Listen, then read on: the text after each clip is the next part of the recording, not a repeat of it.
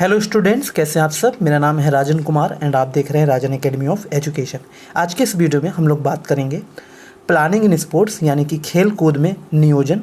तो ये जो प्लानिंग इन स्पोर्ट्स है इसका जो MCQs हैं तो वो हम लोग आज हिंदी में देखेंगे, ठीक है। और इसके बाद हम अगले वीडियो में इससे अगला चैप्टर करेंगे। तो अब चलिए स्टार्ट करते हैं हिंदी में MCQs प्लानिंग इन स्पोर्ट्स के यानी कि खेल कूद में नियोजन के MCQs। तो चलिए पहला हम लोग MCQ देख लेते हैं। तो इसमें कह रहे हैं कि प्रबंधन का मूल कार्य क्या है, यानी कि मैनेजमेंट का मूल कार्य क्या है प्रबंधन का। तो देखिए प्रबंधन का जो मेन काम होता है मैनेजमेंट का योजना बनाना होता है, ठीक है। इसमें कई सारे ऑप्शंस दे रखे हैं आपको, जैसे नियंत्रित करना, बजट बनाना, योजना बनाना या आयोजन करना। तो देखिए जो प्रबंधन का मूल कार्य है, मूल मतलब जो मेन काम है, बेसिक काम है, वो क्या होता है, इसमें है योजना बनाना, ठीक है। जो सही उत्तर है वो है योजना बनाना, क्योंकि जब योजना ही नहीं बनेगी तो उसके बाद हम योजना बनने के बाद ही हम कुछ करते हैं, ठीक है। योजना बनने के बाद ही हम बजट बना सकते हैं, योजना बनाने के बाद ही, ठीक है, हम कोई कुछ उस जो हमारा काम है उस पर नियंत्रण पा सकते हैं, ठीक है, आयोजन कर सकते हैं किसी भी चीज़ का। लेकिन किसी भी काम को करने के लिए पहले प्लानिंग की ज़रूरत होती है, यानी कि योजना बनाना ज़रूरी होता है। तो इसीलिए हम कह सकते हैं कि प्रबंधन का मूल काम क्या होता है, योजना बनाना। अब हम बात कर लेते हैं प्रश्न 2 पर।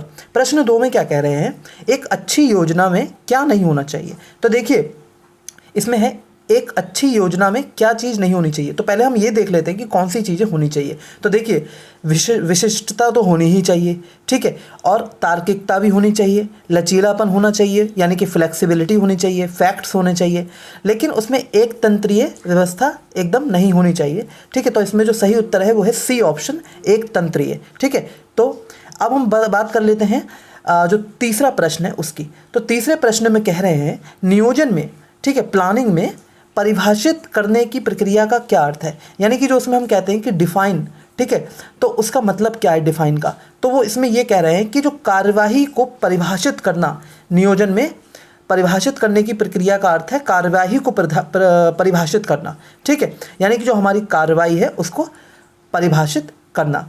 इसमें कई सारे ऑप्शंस दिए हैं कि लक्ष्य निर्धारित करना, पॉलिसी बनाना, नीति बनाना, नियम और कानून बनाना, कार्यवाही को परिभाषित करना। तो जो नियोजन है उसमें परिभाषित करने की जो अर्थ है वो है कार्यवाही को परिभाषित करना।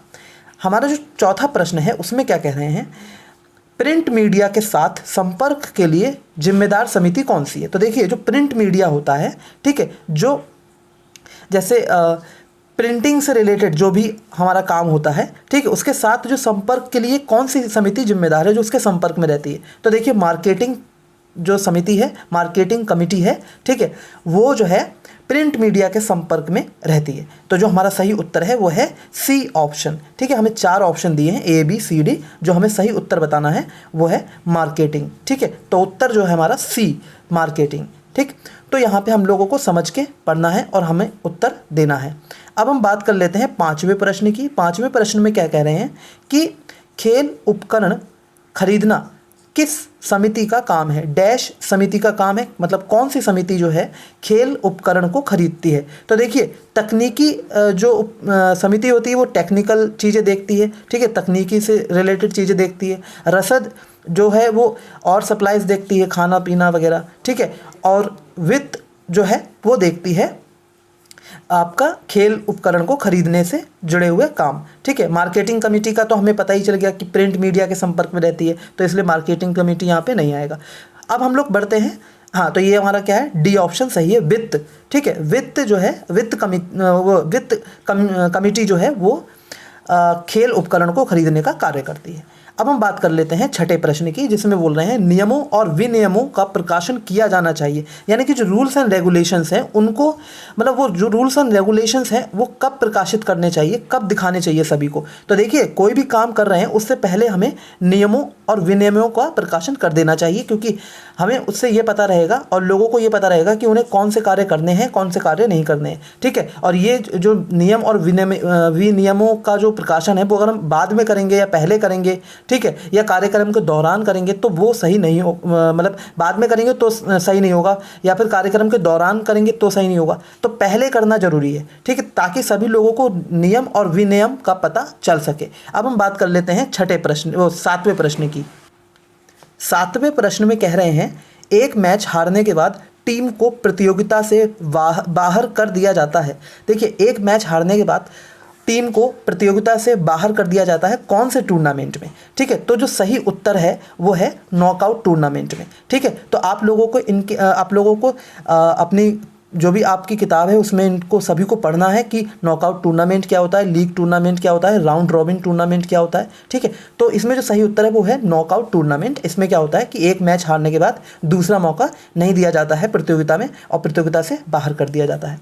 फिर है 8वां प्रश्न, निम्नलिखित में से कौन सा टूर्नामेंट समय बचाने में मदद करता है? तो ये भी यही उत्तर है नॉकआउट टूर्नामेंट, क्योंकि इसमें जल्दी जल्दी सभी जो भी मतलब प्रतियोगिता में भाग ले रहे होते हैं, ठीक है, तो वो अगर एक एक बार हार जाते हैं तो उनको बाहर कर दिया जाता है, जिससे कि समय बचता है। अब हम बात कर लेते हैं, एक सेकेंड, हाँ, अब हम लोग बात कर लेते हैं 9वें प्रश्न की, राष्ट्रीय खेल दिवस कब मनाया जाता है? तो इसमें जो सही उत्तर है वो आप लोगों को बताना है। तो चलिए जब तक हम लोग ये जो ऑप्शन है वो देख लेते हैं। तो पहला जो ऑप्शन है वो है 19 अगस्त, दूसरा ऑप्शन है 29 अगस्त, सी ऑप्शन जो है वो है 9 अगस्त और जो डी ऑप्शन है वो है 28 अगस्त। तो आप लोग देख सकते हैं कि जो सही उत्तर है वो 29 अगस्त है। अब इसमें मैंने ऑलरेडी यहाँ पर देख रहा हूँ कि उत्तर लिखे हुए हैं, लेकिन आप लोगों को खुद सोचना है कि कौन सा उत्तर सही होगा। ठीक है, तभी आप लोग जो है एग्ज़ाम्स में भी बिना देखे उत्तर दे पाएंगे। तो स्टूडेंट्स, आज हम लोगों ने इस चैप्टर में 9 जो है प्रश्न कंप्लीट किए। अब मिलेंगे अगले वीडियो में अगले चैप्टर के साथ। बहुत बहुत धन्यवाद स्टूडेंट्स आप लोगों का। प्लीज़ वीडियो को ज़्यादा से ज़्यादा शेयर कीजिए, लाइक कीजिए एंड कमेंट कीजिए और हमारे चैनल को ज़रूर सब्सक्राइब करें अगर आप लोगों को हमारा ये जो भी हम लोग ये पढ़ा रहे हैं MCQs वगैरह अच्छा लग रहा हो। Thank you.